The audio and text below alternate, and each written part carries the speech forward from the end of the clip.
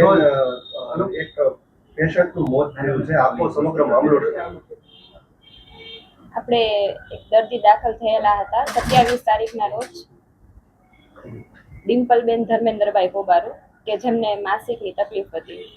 એને પહેલા એક વખત બતાવવા આવેલા મહિના દિવસ પહેલા. એ સેમ પ્રોબ્લેમ માટે આપણે મેડિકેશન્સ ને બધું આપેલું હતું. પેશન્ટને કમ્પ્લેનમાં રિલીવ ના થયું ને પેશન્ટ એક બે જગ્યાએ બતાવીને બી આવેલું.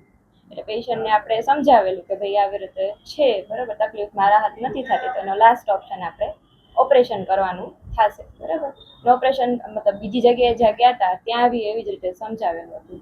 27 તારીખના સાંજના પેશન્ટ દાખલ થયું, 28 તારીખે આપણે ઓપરેશન કરેલું. દર્દીને આપણે કન્સેન્ટના ભાગરૂપે બધું સમજાવેલું હતું કે શું છે, શું ઓપરેશન છે, કેવી રીતે કરવાનું છે, શું શું જરૂર પડી શકે, બરાબર. ઓપરેશન 28 તારીખે કર્યું આપણે. ઓપરેશન પછી બી સગાને બધું સમજાવેલું કે ભાઈ આવી રીતે છે ઓપરેશન પછી, બરાબર. ઓપરેશન પછી દર્દીને સ્ટેબલ હતું એટલે આપણે એમને વોર્ડમાં શિફ્ટ કર્યું. વોર્ડમાં બી આપણે 2 વખત રાઉન્ડ લેવા ગયા, ત્યારે બી પેશન્ટ જોયું, પેશન્ટ કોન્શિયસ જ હતું ને એકદમ વાઇટલી સ્ટેબલ હતું. બીજે દિવસે એટલે કે 29 તારીખે અચાનક જ સવારે એમને શ્વાસ લેવામાં તકલીફ થઈ અને નાડીના ધબકારા વધવા માંડ્યા, થોડું વોમિટિંગ જેવું થયું. એટલે આપણે તરત જ સ્ટાફે મને જેમ જાણ કરી એટલે તાત્કાલિક આપણે ઉપર ગયા. જોયું તો નાડીના ધબકારા ખૂબ વધારે હતા એટલે તરત જ આપણે ફિઝિશિયનને ઇન્ફોર્મ કર્યું. ફિઝિશિયને જોયું અને કીધું કે ભાઈ આમાં થોડુંક મતલબ કહેવાય કે થોડું કોમ્પ્લિકેશન જેવું છે. આમાં આપણને એવું લાગે છે કે લોહીનો ગઠ્ઠો ક્યાંક છાતીમાં ફસાઈ ગયો છે, એટલે કે છાતીની જે લોહીની નળીઓ હોય એમાં. એટલે આપણે આપણા તરફથી થાય એટલી ટ્રાય કરી છે, જો જરૂર લાગશે તો આપણે કાર્ડિયોલોજિસ્ટને બતાવવાનું થશે, બરાબર. આવી રીતે બધું સગાને સમજાવ્યું, આપણા તરફથી પેશન્ટને સ્ટેબલ કરી અને તો બી જોયું કે પેશન્ટ થોડું વધારે ડિટેરિયોરેટ થાય છે, આપણે કાર્ડિયોલોજિસ્ટમાં શિફ્ટ કરવું જ પડશે. એટલે બને એટલું જલ્દી સગાને સમજાવી, બરાબર, કન્સેન્ટ લઈ અને પછી આપણે એમને કાર્ડિયોલોજિસ્ટ યુનિટમાં શિફ્ટ કરે છે. બેન, આક્ષેપ જે છે તમારી ઉપર કે ઓલિમ્પસ હોસ્પિટલમાં ખસેડવામાં આવી અહીંથી અને તેનું બિલ બાલાજી હોસ્પિટલે કર્યું, એવું શા માટે? એવું નથી. આપણે જ્યારે પેશન્ટને કન્ડિશન ક્રિટિકલ થઈ ત્યારે આપણે પેશન્ટના સગાને સમજાવ્યું હતું કે ભાઈ આવી રીતે થયું છે. એટલે સગા એકદમ હેપ થઈ ગયા કે એક તો પેશન્ટની કન્ડિશન ક્રિટિકલ પ્લસ આવી રીતે બીજી હોસ્પિટલમાં પ્રાઇવેટમાં ફાઇનાન્શિયલી અફોર્ડેબલ છે કે નહીં. એટલે અમે સગાને માનવતા રૂપે એવી રીતે સમજાવ્યું હતું કે અત્યારે આપણે પેશન્ટને પ્રાયોરિટાઇઝ આપી, બરાબર, પૈસાનું આપણે આપણી રીતે પાછળથી જોશું, જે બી હોય આપણે ડૉક્ટરને ભલામણ કરશું, બાકી આપણે બીજી કઈ વાત કરેલી નથી. બેન, એવું કીધું છે કે મોબાઈલના આધારે તમે ઓપરેશન કર્યું છે, એવું એ વાત સાવ હકીકત શું છે? એ વાત સાવ ખોટી છે. આપણે ખાલી સગાને એવી રીતે સમજાવેલ છે કે જ્યારે ઓપરેશન પહેલા અમે કન્સેન્ટ લેતા હોય કે જો આમાં જરૂર જણાય તો અમને બીજા ડૉક્ટરનો બી ઓપિનિયન લેવો પડે. ઓપરેશન સક્સેસફુલી કમ્પ્લીટ થઈ ગયું. ઓપરેશન દરમિયાન કોઈ કોલ કરવામાં આવેલો નથી અને ઓપરેશન પછી સગાને એવી રીતે જ સમજાવ્યું કે ઓપરેશન વ્યવસ્થિત થઈ ગયું છે, આમાં આપણને બીજી કઈ જરૂર પડી નથી.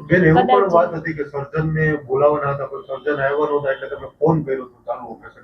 એવું કઈ નથી. એ કદાચ સગાને પેલું મિસઅન્ડરસ્ટેન્ડિંગ થઈ ગઈ હશે કે આવી રીતે અમને કીધું તું ને બોલાવ્યા કે છે, તો હવે કેવી રીતે એ લોકો ઇન્ટરપ્રિટ કરવે આપણને ખબર નથી. મેં તમને સમજાવ્યું એવી જ રીતે કે સગાને આપણે કન્સેન્ટના ભાગરૂપે પેલા સમજાવેલા છે અને ઈ ઓન પેપર અમે રિટર્ન બી લખેલું છે કે જે અમે પોલીસને હેન્ડઓવર કર્યું છે. તમને કોઈ ઓપરેશન કરો ત્યારે એની મેડિકલ ટ્રીટમેન્ટ છે, એની મેડિકલ કન્ડિશન જે જોતા હોવ છો, તો શું તમને શ્વાસની ને હૃદયની ને એવી બીમારી બિફોર ઓપરેશન હતી કે પછી ઓપરેશન પછી તરત થઈ? ના, ઓપરેશન પહેલા એમને કંઈ જ નહોતું, બરોબર. આપણે આપણા તરફથી બ્લડ ઇન્વેસ્ટિગેશન ને બધું મોકલાવેલું છે અને ઇન્ટ્રા ઓફ બી પેશન્ટ એકદમ વાઇટલી સ્ટેબલ હતું, કન્ટિન્યુઅસ મોનિટરિંગની અંડર હતું. તો એને શું લાગે છે શું કારણ હોઈ શકે આના? એટલે આ તો છે ને બહુ કોમન મતલબ રેરલી કન્ડિશન કહેવાય કે જે કોમન પીપલમાં બી થઈ શકે છે. એટલે આ અનપ્રેડિક્ટેબલ છે. આપણાથી એટલી જલ્દી ડાયગ્નોઝ થઈ ગયું ને આપણાથી એઝ અર્લી એઝ પોસિબલ આપણે ટ્રીટમેન્ટ કરી, આપણાથી બચાવવાના મેક્સિમમ આપણે ટ્રાય કરી કે જે થઈ શકે આપણે મેક્સિમમ આપણે ના, અમે નથી કરેલું. બાલાજી હોસ્પિટલ પરિવારનું કેવું? ના ના, હજી બિલ પેન્ડિંગ જ બોલે છે. ઈ બિલ પેન્ડિંગ જ બોલે છે. અમારા તરફથી 1 રૂપિયો પણ ઓલિમ્પસ હોસ્પિટલને આપવામાં આવેલો એનેસ્થેસિયાનો ઓવરડોઝ હતો ના, એવું કાંઈ જ નથી. પરિવારનું એક પણ પરિવાર એવો આક્ષેપ કરે છે કે ઓપરેશન થઈ ગયું એ પછી તમારી જવાબદારી છે કે સાર સંભાળ લેવી જોઈએ, એના બદલે નવી વાત નથી. એવું નથી. આપણે જ્યારે પેશન્ટને વોર્ડમાં શિફ્ટ કર્યું ઓપરેશન દરમિયાન, જે કે ઓપરેશન પતી ગયું, દર્દી એકદમ ભાનમાં આવી ગયું, ત્યારે બી મેં દર્દીને જોયેલ છે. એના પછી આપણે એને વોર્ડમાં શિફ્ટ કર્યું, તરત જ ઓપરેશન પછી થોડા ટાઈમમાં શિફ્ટ થઈ ગયા પછી બી મેં જોયેલ છે. ને અમારી સાથે ટીમમાં મેડિકલ ઓફિસર સ્ટાફ બધા હોય.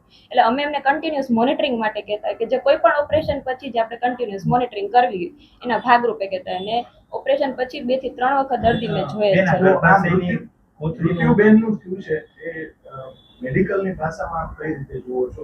કયા કારણે મૃત્યુ થયું છે? એટલે એ રીઝન તો આપણે ના કહી શકીએ, તો પીએમ રિપોર્ટ ને બધું આવે એના પછી જ કહી શકીએ. અમે ખાલી એક સસ્પેક્ટ કરી શકીએ કે આ રીઝન હોઈ શકે, અમે કન્ફર્મ ના આપી શકીએ કે Suspect. શું હોઈ શકે. બેન, આ ગર્ભાશયની કોથળીનું જે ઓપરેશન હોય એ સામાન્ય ઓપરેશન કહેવાય. એમાં દર્દીની જાન જાય એટલે એ વસ્તુ થોડી ના, એટલે આ ગર્ભાશયની કોથળીનું ઓપરેશન જે બહુ કોમનલી થતું હોય છે, પણ એમને જે વસ્તુ થઈ છે ને એ રેરેસ્ટમાં રેસ્ટ. એટલે આપણે જે ઓપરેશન કરેલું ને એનું 0.5 થી 0.9% ચાન્સીસ છે કે એમાં કોમ્પ્લિકેશન ના. બેન, ઓપરેશનની કોઈ જ દર્દીના error કે પરિવારજનો એવું આક્ષેપ તમારી પર કરે તો કારણ શું?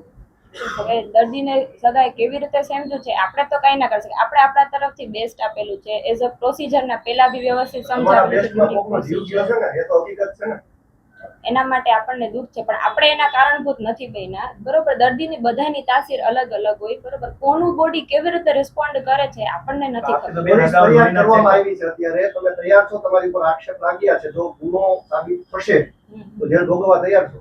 એટલે આપણે જે બી છે આપણે પોલીસને હેન્ડઓવર કરી દીધું છે. આગળ કોર્ટ ને પોલીસ વાળા નક્કી કરશે. આપણે આપણા તરફથી ખોટા નથી. આપણે બધા ડોક્યુમેન્ટેશન થી લઈને બધું આપણે તમે handover કીધું કરી દર્દીની દીધું છે. તાસીર ઉપર તમે તો લોહીના બધા રિપોર્ટ કરેલા છે.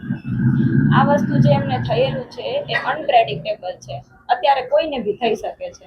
બરોબર, એના કોઈ એવું મતલબ આપણા તરફથી જે આપણા પ્રિય બધા ઇન્વેસ્ટિગેશન ને બધું કરેલું છે ને એમાં બધું બરોબર ઓપરેશન છે. પહેલા શું પ્રોસિજર હોય છે આપણે ઓપરેશન પહેલા શું પ્રોસિજર શું હોય છે કઈ રીતે આખું જો તપાસ થતી હોય? ઓપરેશન પહેલા આપણે શું કરતા હોય છે કે જનરલી કોઈ બી દર્દી આવે પહેલા દર્દીને શું તકલીફ છે, આ તે વોટેવર જે બી છે કે આપણે પેશન્ટ ઓપરેશન નક્કી કરવાનું છે. પહેલા પેશન્ટના બધા બ્લડ ઇન્વેસ્ટિગેશન્સ જે આપણે પ્રી ઓપ બધા કરાવવાના હોય છે.